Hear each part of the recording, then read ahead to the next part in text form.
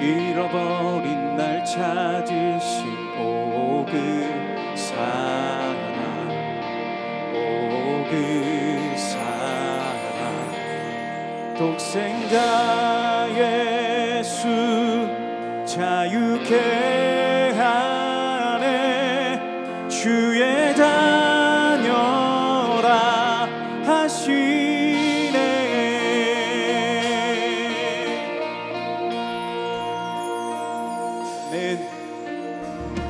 내 모든 죄에 속하신 주의 은혜,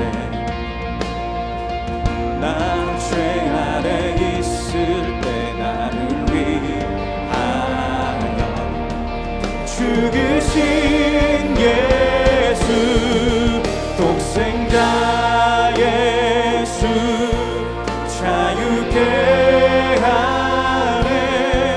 주의 자녀라 하시네. 아버지 집에 거할 곳 있네. 주의 자녀라 하시네. 택하시고 지키시며 날 자녀라 하시네. 그의 소유 삼으시고 날 자녀라 하시네. 택하시고 지키시며 날 자녀라 하시네. 그의 소유 삼으시고 날 자녀라 하시네. 날 자녀라 하시네. 독생자 예수 자유케 하네. 주의 자녀라 하시네.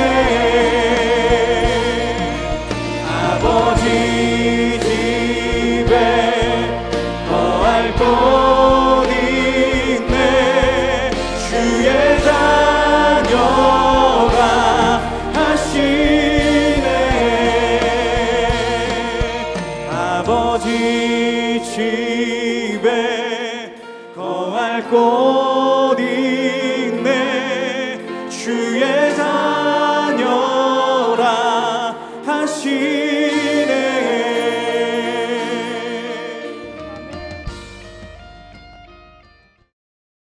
제19장.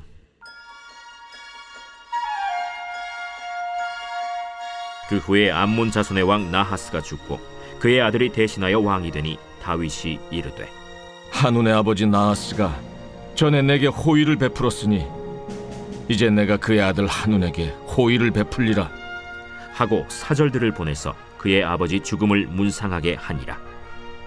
다윗의 신하들이 암몬 자손의 땅에 이르러 한운에게 나아가 문상하매 암몬 자손의 방백들이 한운에게 말하되, 왕은 다윗이 조문사절을 보낸 것이 왕의 부친을 존경함인 줄로 여기시나이까? 그의 신하들이 왕에게 나아온 것이 이 땅을 엿보고 청탐하여 전복시키고자 함이 아니니까. 한운이 이에 다윗의 신하들을 잡아 그들의 수염을 깎고 그 의복을 볼기 중간까지 자르고 돌려보내매 어떤 사람이 다윗에게 가서 그 사람들이 당한 일을 말하니라. 그 사람들이 심히 부끄러워하므로 다윗이 그들을 맞으러 보내 왕이 이르기를, 너희는 수염이 자라기까지 여리고에 머물다가 돌아오라. 암몬 자손이 자기가 다윗에게 밉게 한 줄 안지라. 한운과 암몬 자손은 더불어 은 1000달란트를 아람 나하라임과 아람 마가와 소바에 보내 병거와 마병을 상례되 곧 병거 32,000대와 마가 왕과 그의 군대를 고용하였더니 그들이 와서 메드바 앞에 진침해 암몬 자손이 그 모든 성읍으로부터 모여와서 싸우려 한지라. 다윗이 듣고 요압과 용사의 온 무리를 보냈더니 암몬 자손은 나가서 성문 앞에 진을 치고 도우러 온 여러 왕은 따로 들이 있더라. 요압이 앞뒤에 진 적진을 보고 이스라엘에서 뽑은 자 중에서 또 뽑아 아람 사람을 대하여 진을 치고 그 남은 무리는 그의 아우 아비새의 수하에 맡겨 암몬 자손을 대하여 진을 치게 하고 이르되 만일 아람 사람이 나보다 강하면 네가 나를 돕고 만일 암몬 자손이 너보다 강하면 내가 너를 돕리라. 너는 힘을 내라. 우리가 우리 백성과 우리 하나님의 성읍들을 위하여 힘을 내자. 여호와께서 선히 여기시는 대로 행하시길 원하노라. 요압과 그 추종자가 싸우려고 아람 사람 앞에 나아가니 그들이 그 앞에서 도망하고 암몬 자손은 아람 사람이 도망함을 보고 그들도 요압의 아우 아비새 앞에서 도망하여 성읍으로 들어간지라. 이에 요압이 예루살렘으로 돌아오니라. 아람 사람이 자기가 이스라엘 앞에서 패하였음을 보고 사신을 보내 강 건너편에 있는 아람 사람을 불러내니 하다데셀의 군대 사령관 소박이 그들을 거느린지라. 어떤 사람이 다윗에게 전하매 다윗이 온 이스라엘을 모으고 요단을 건너 아람 사람에게 이르러 그들을 향하여 진을 치니라. 다윗이 아람 사람을 향하여 진을 치매 그들이 다윗과 맞서 싸우더니 아람 사람이 이스라엘 앞에서 도망한지라. 다윗이 아람 병거 7,000대의 군사와 보병 4만 명을 죽이고 또 군대 지휘관 소박을 죽이매 하다데셀의 부하들이 자기가 이스라엘 앞에서 패하였음을 보고 다윗과 더불어 화친하여 섬기고 그 후로는 아람 사람이 암몬 자손 돕기를 원하지 아니하였더라. 우리가 살아가는 세상에는 크고 작은 갈등이 끊이지 않습니다. 가정에서도 일터에서도 심지어 교회 안에서도 오해에서 비롯된 갈등이 의외로 많습니다. 오늘 본문 역대상 19장은 다윗이 암몬 자손에게 선의를 보였지만 그것이 오해를 불러일으키고 결국 전쟁으로까지 번진 사건을 담고 있습니다. 그러나 그 가운데서 하나님의 백성은 어떻게 행동해야 하는지, 믿음의 전쟁은 어떻게 싸워야 하는지를 생생히 보여줍니다. 오늘 본문은 다윗이 암몬 왕 나하스의 죽음을 듣고 그의 아들 한운에게 위로 사절을 보내는 장면으로 시작됩니다. 다윗은 우정을 표현하기 위해 나하스에게 받은 호의에 보답하는 의미로 문상을 위해 조문 사절단을 보냈습니다. 2절 다윗이 이르되 한운의 아버지 나하스가 전에 내게 호의를 베풀었으니 이제 내가 그의 아들 한운에게 호의를 베풀리라 하고 사절들을 보내서 그의 아버지 죽음을 문상하게 하니라. 다윗의 신하들이 암몬 자손의 땅에 이르러 한운에게 나아가 문상하매. 그러나 그의 신하들은 한운에 붙인 나하스를 존경해서 조문 온 것이 아니라 이 땅을 정탐하여 전복시키고자 왔다라고 보고합니다. 이 이야기를 그대로 받아들인 한운은 이들을 정탐꾼으로 오해하고 조문사절단들에게 수치를 주는 행동을 합니다. 4절 한운이 이에 다윗의 신하들을 잡아 그들의 수염을 깎고 그들의 의복을 볼기 중간까지 자르고 돌려보내매. 이것이 지금으로 따지면 얼마나 외교적으로 망신을 주는 행위입니까? 또 다른 측면으로 보면 이스라엘이 암몬을 생각하는 만큼 암몬은 이스라엘 조문사전단을 정탐꾼으로 보는 수준으로 전혀 신뢰하지 않는 관계였음을 엿볼 수 있는 사건입니다. 분명 다윗은 나하스 왕과의 관계를 통해서 그가 비록 죽어서 이제 그의 아들이 이어 왕으로 있다 할지라도 이스라엘과의 관계는 돈독함을 다시 한번 확증시키고자 조문사전단을 보낸 것이 아닐까 생각해 봅니다. 그러나 이것은 오로지 다윗만의 착각이었습니다. 암몬은 이스라엘이 거슬리고 불편했던 것입니다. 계속되는 다윗의 전쟁에서 승리했다는 소식을 들을 때마다 심장이 조여오며 우리나라도 쳐들어올 것이라는 불안감과 두려움이 엄습했던 것입니다. 결국 이 사건으로 인해 다윗은 전혀 의도하지 않았던 암몬과의 전쟁이 또 시작되었습니다. 깨진 유리창의 법칙이라는 것이 있습니다. 한 작은 유리창이 깨진 것을 방치하면 이내 전체 건물의 범죄율이 높아진다는 이론입니다. 작은 오해를 바로잡지 않으면 그것은 큰 갈등으로 더 나아가 전쟁으로까지 이어질 수 있다는 것입니다. 오늘 본문처럼 말입니다. 우리의 일상은 어떤가요? 상대방의 진심을 알아보지 못하고 심지어 오해로 인해 갈등이 생기는 경우를 종종 보게 됩니다. 오늘 이 말씀을 통해 깨닫게 되는 것은 첫째, 내가 전혀 의도하지 않았음에도 불구하고 오해를 받을 수 있다는 것입니다. 이것은 결국 나의 어떠한 행동도 완벽한 것은 없다는 것입니다. 심지어 나는 순수한 의도로 어떠한 행동이나 말을 했다 할지라도 그 결과는 내가 생각하고 바랬던 좋은 결과가 아닐 수 있다는 것입니다. 나의 의도와는 전혀 다르게 상대방이 해석할 수 있다는 것으로도 또 다른 주의와 경각심을 주는 메시지입니다. 한우는 아람 사람들과 동맹을 맺고 다윗을 대적하지만 요압과 아비새는 지혜롭게 전략을 짜고 전투에 임합니다. 한우는 암몬 족속만으로는 이스라엘을 이길 수 없을 것 같아 아람 사람들과 동맹을 맺었습니다. 암몬과 아람의 동맹은 나라를 지키기 위한 연합으로 보입니다. 그러나 이미 암몬은 자신의 행동으로 인해 결과가 어떠할지 눈치를 채고 재빠르게 아람에게 손을 내민 것입니다.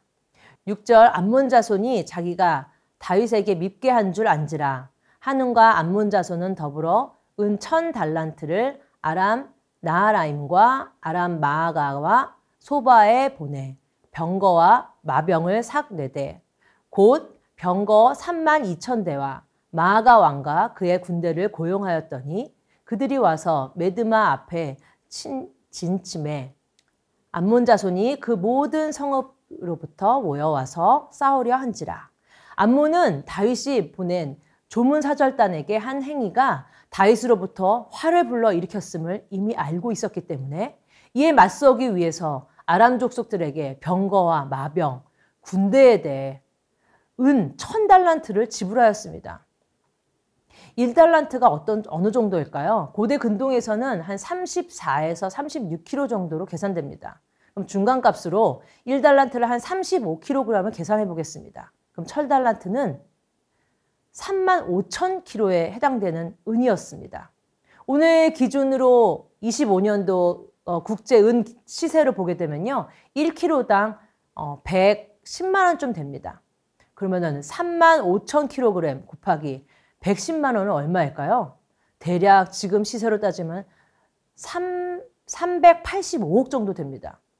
물론 지금 이렇게 이 가치와는 그 당시의 가치로 따지면 어마어마한 더 큰 가치였겠죠. 이는 단순한 전쟁 비용이 아닌 엄청난 외교적, 군사적 비용으로도 볼 수 있습니다. 이렇게 많은 재정을 투자할 만큼 다윗이 이끄는 이스라엘이 막강하고 두려웠던 것입니다.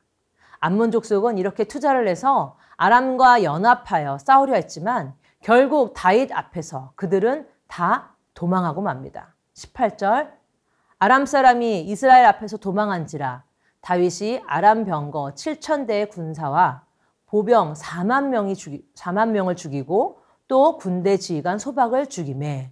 이 말씀을 통해 깨닫게 되는 두 번째 교훈은 불순한 목적으로 연합하는 것은 결코 선한 결과를 낳을 수 없다는 것입니다.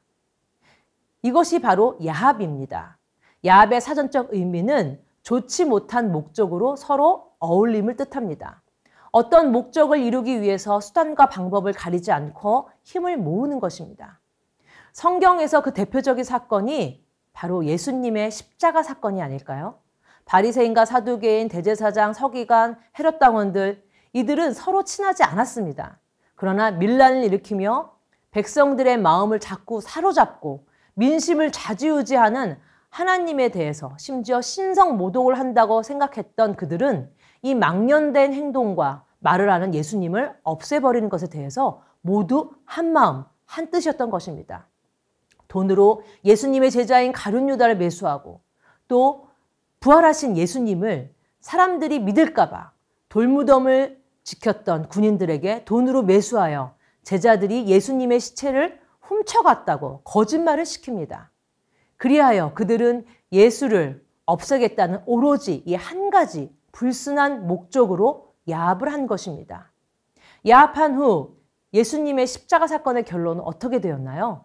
그들이 야합했다 할지라도 예수님은 십자가에서 돌아가시는 것으로 끝난 것이 아니라 말씀대로 부활하시고 승리하셨습니다. 오늘 본문에서 야합의 결과는 어떤가요? 19절 하닷 에셀의 부하들이 자기가 이스라엘 앞에서 패하였음을 보고 다윗과 더불어 화친하여 섬기고 그 후로는 아람 사람이 암몬 자손 돕기를 원하지 아니하였더라. 이스라엘을 대적했던 암몬과 아람은 결국 패했을 뿐만 아니라 아람은 더 이상 암몬 자손을 돕지 않기로 했습니다. 왜냐하면 이제는 더 이상 다윗과 친하게 지내려고 화친했기 때문이죠. 암몬은 아람의 야합을 했음에도 불구하고 패한 궁극적인 요인이 무엇이었을까요? 암몬과 아람의 목적은 다윗이 있는 이스라엘이 너무 두려워서 이스라엘을 싫어하거나 두려워하는 나라들과 함께 힘을 합쳐서 이스라엘을 이기려 했던 것이죠. 자기 나라들에 대한 안위만으로 그쳤다면 이스라엘은 13절 너는 힘을 내라. 우리가 우리 백성과 우리 하나님의 성읍들을 위하여 힘을 내자. 여호와께서 선히 여기시는 대로 행하시기를 원하노라 하고, 내가 싸우는 목적이 단순한 나의 유익을 위한 것이 아니라 하나님의 성읍들을 위해서라고 표현하고 있습니다. 이 말을 조금 더 해석하게 되면 요압이 말한 우리의 성읍들은 내 욕심으로 일궈낸 것이 아니라 하나님께서 우리에게 차지하게 하신 것이라는 것입니다. 하나님은 다윗을 통해서 이스라엘이 왜 자꾸 전쟁을 치르게 하고 승리를 주셨을까요? 다윗이 가만히 있는 나라를 땅에 욕심이 나서 계속 쳐들어갔나요?